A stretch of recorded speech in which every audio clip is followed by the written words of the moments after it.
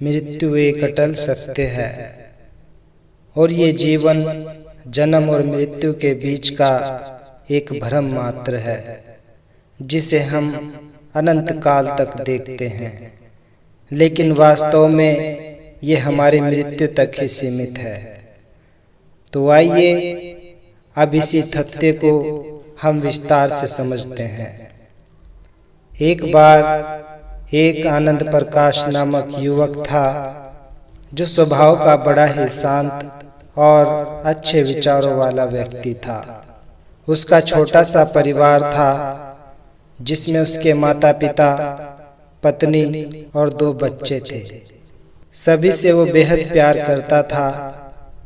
इसके अलावा वो श्री कृष्ण जी का भी भक्त था और वो सभी पर दया भाव रखता था। जरूरतमंदों की सेवा भी करता था और किसी को दुख नहीं देता था। उसके इन्हीं गुणों के कारण ही श्री कृष्ण जी उस पर बहुत प्रसन्न थे और सदैव उसके साथ रहते थे। और आनंद प्रकाश श्री कृष्ण जी को देख भी सकता था और वो उनसे बातें भी करता था। इसके बावजूद भी उसने कभी ईश्वर से कुछ नहीं मांगा। वो बहुत खुश रहता था क्योंकि ईश्वर उसके हमेशा साथ रहते थे, उसे मार्गदर्शन देते थे। आनंद प्रकाश कृष्ण जी को अपने मित्र की तरह ही पुकारता था और उनसे अपने विचारों को भी बांटता था। फिर एक दिन आनंद प्रकाश के पिताजी की तबीयत अचानक खराब हो गई और फिर उन्हें अस्पताल में भर्ती किया गया।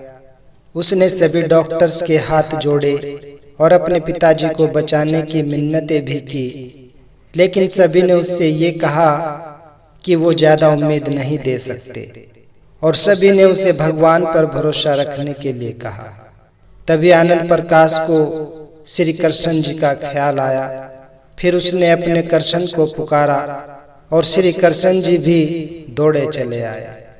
फिर आनंद प्रकाश ने उनसे कहा कि मित्र, तुम तो भगवान हो, इसलिए तुम मेरे पिताजी को बचा लो।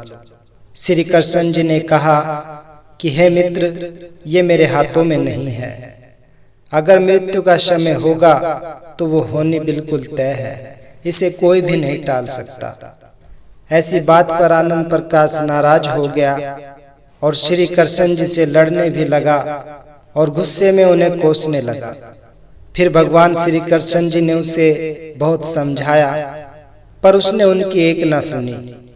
और तब भगवान श्री कृष्ण जी ने उससे कहा कि ठीक है मित्र, मैं तुम्हारी मदद कर सकता हूँ, लेकिन इसके लिए तुम्हें भी एक कार्य करना होगा।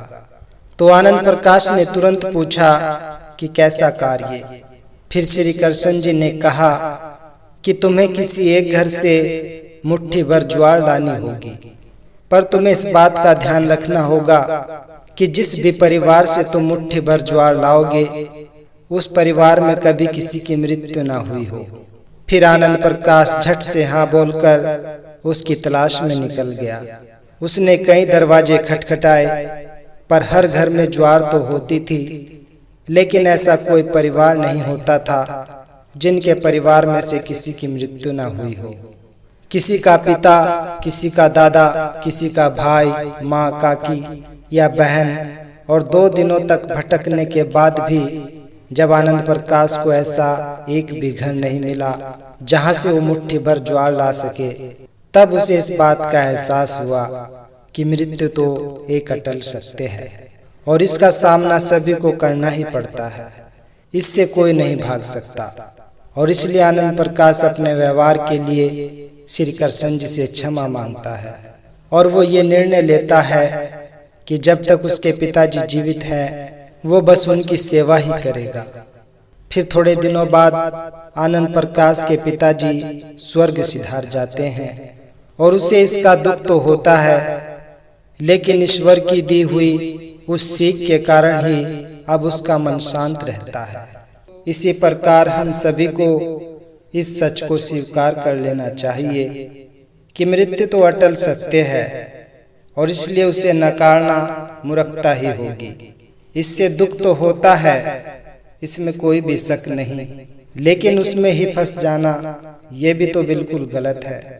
क्योंकि इस दुनिया में केवल आप ही नहीं हैं जो इस दुख से पीड़ित हैं, बल्कि संपूर्ण मानव जाति इस दुख से रूबरू होती ही है। और ऐसे सच को स्वीकार करके आगे बढ़ना ही जीवन है। कई बार हम अपने किसी खास के चले जाने से इतने बेबस हो जाते हैं कि सामने खड़ा जीवन और उससे जुड़े लोग भी हमें दिखाई ही नहीं पड़ते हैं। ऐसे में इस अंधकार से निकलना बहुत मुश्किल हो जाता है। पर जो मनुष्य मृत्यु के सत्य को स्वीकार कर लेता है तो फिर उसका जीवन भार विहीन हो जाता है और फिर उसे कभी भी कोई भी कष्ट तोड़ नहीं सकता है। और ऐसा मनुष्य ही जीवन के हर क्षेत्र में आगे बढ़ता जाता है।